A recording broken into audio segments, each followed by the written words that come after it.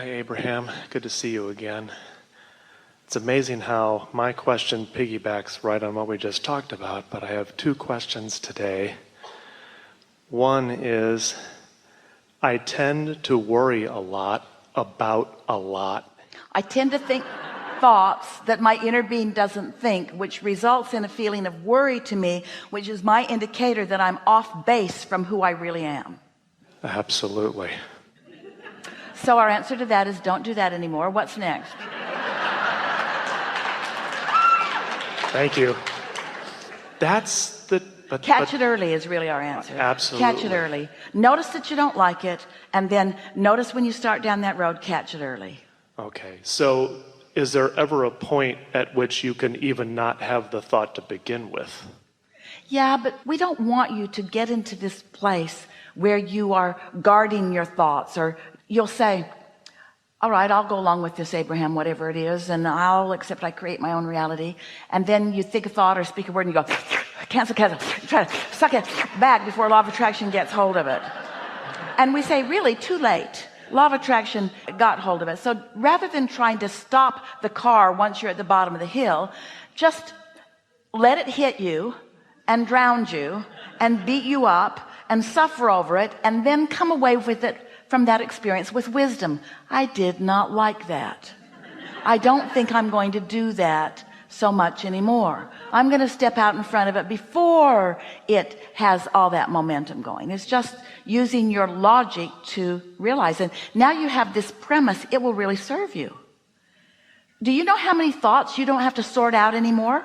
You don't have to debate with the world the rightness or wrongness of every issue that has ever been out there. You don't have to discuss that anymore.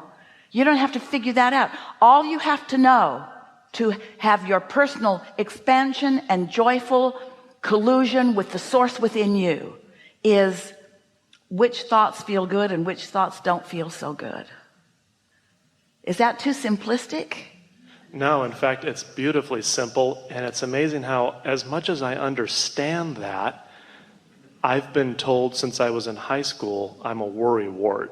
And so I've been doing this for about 35 years. We're going to give you a different label because you're doing that looking at what is or looking at what was. Your inner being never looks back.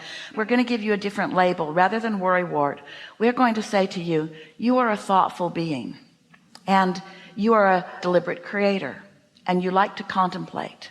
And when you use that skill to contemplate from the satisfied up part of the scale rather than from the unsatisfied down part of the scale, you're going to find such satisfaction on steroids with those thoughts that you are thinking.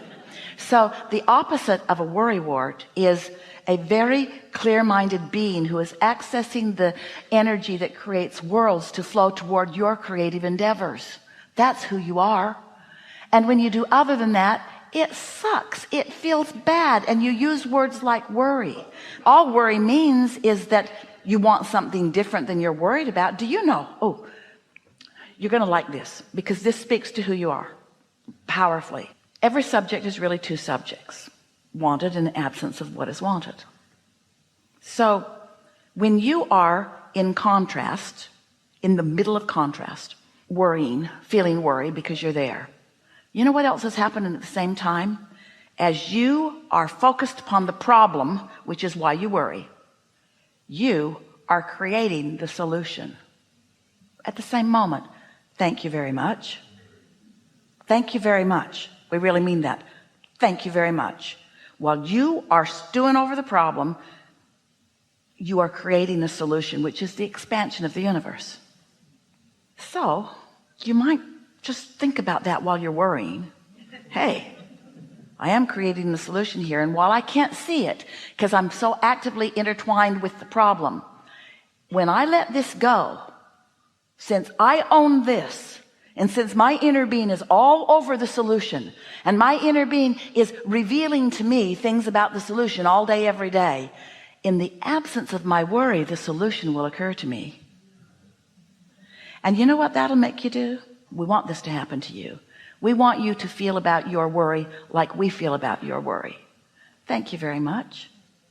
Thank you for being willing to acknowledge that something isn't the way you want it, and for launching a rocket of desire for the improvement of all that is and generations to come. But now do yourself a big favor and use your guidance system the way it's meant to be. As soon as you can, turn your attention toward what you're wanting. And so sometimes those subjects that you've worried about for a long time, they'll keep coming to you, so you can just sort of chip the edges off of them a little bit at a time. Because every time you feel a little relief, your vibration is where you last left it.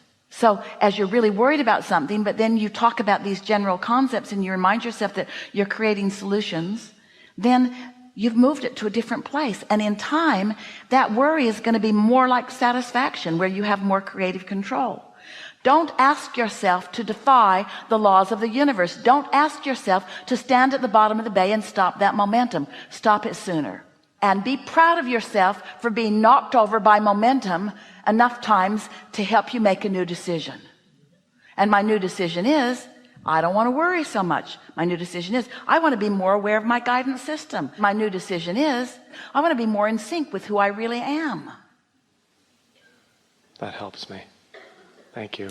There was something else? One other thing, yes. My wife and I have a business of selling artwork for 3 years now. To be right to the point, the point doesn't help you all that much, does it? Because you're about to activate a what is that you don't like. Yeah. And because you're doing it with Abraham, you think you're going to get away with it. But that is what causes worry. That is what causes resistance, because you're about to say something that is the opposite of what you want. Correct. So try something new here. What do you want relative to your business? We want to sell artwork. One day there was someone sitting in the hot seat who had a house they wanted to sell. Been on the market for a while. And we said, why do you want to sell it? And they said, because it's too small for us. It's getting kind of run down. Some of the things don't work anymore. And we said, so this is the advertisement you're sending to the universe. Come and buy this decrepit place from us that we no longer want. How's it working out? So then we ask, how did you feel about that house when you first found it? They said, oh, our family was young. We were so excited about this house. It was just right for us. We could afford it. It was in the perfect place. We didn't have much furniture, but we kept going and buying another piece. And every weekend we'd go buy another plant or another tree and we'd plant it. And we said, now that's the advertisement that you're sending to the universe. And then a message came to the office. In less than 10 days, that house sold. Because what they were emitting to the universe was something that matched what people were looking for. Nobody is looking for art that doesn't sell.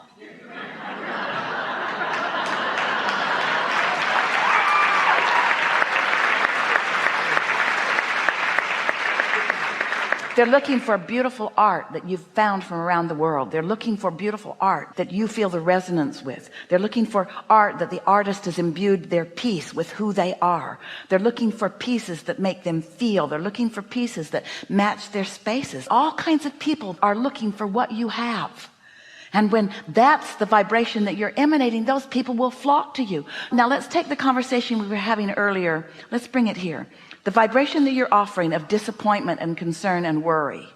What kind of art buyers match up with that? People that don't have any money, people who don't know what looks good where, people who can't make up their mind, people who are bored, people who have no taste at all.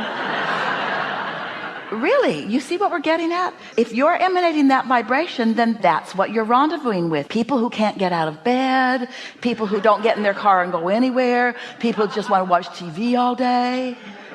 But when you send this advertisement to the universe, when you get excited about your gallery, when you get excited about your pieces, when you feel the beauty of them and you feel the appreciation for the creation of them, and that's what you're emanating, a whole different segment of society will come to you. And it doesn't matter by what path you think they're going to come, because they don't ever come through the path you think they're going to come. Somebody will tell somebody will tell somebody will tell somebody will tell somebody. All kinds of inspiration will come to you. And the process of enlivening your path will be a life-giving process to you too. You'll look back on those days because you know what you remember most? You remember most, even though we're not encouraging you to spend very much time remembering. You remember when momentum is beginning. You remember those moments from relief into some momentum. And hear this. This is the most significant thing that we've said all day. When you find yourself comfortably resting in satisfaction, where you are in the control of whether you go more or less satisfied. In this satisfied end of the equation, where there's no resistance, momentum picks up speed so quickly. So quickly. You know why? Your inner being's all over it. That's what your inner being's been knowing. And when you know, when you turn in the direction of what your inner being knows, ooh, that's why people will say, I languished all my life and then I had my breakthrough and I was an overnight success. And we say, no, you weren't. You had all that contrast that set you up for that. But you don't have to pay any more price. You've already created it. It's in your vortex. Now just let it rip. Okay. Thank you. Good afternoon. It is. This might be very brief. I raised my hand so my wife could get called on. Too bad. Can't create in her reality. If she was offering a vibration like that, we'd have called on her. Well, I'm here because of her vibration, so I'm very appreciative. But I guess from what I've learned here, this is my first time. You can come up here and just offer thanks and be in gratitude. Yes, you can. So if your wife were here, what do you think she'd want to talk about? We actually discussed that. That was a good plan because she can't get up here.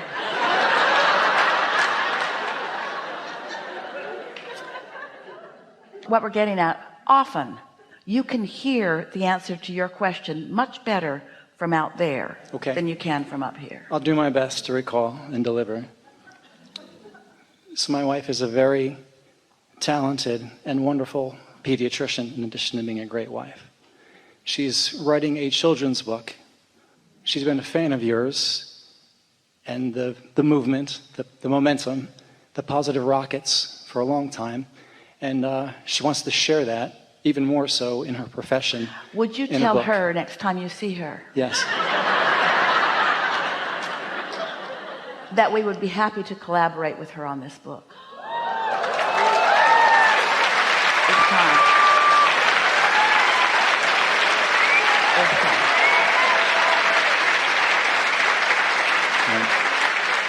Because she's got the perfect life-based questions, and we have the perfect life-based answers. My work here is done. Yes, Thank you. It is.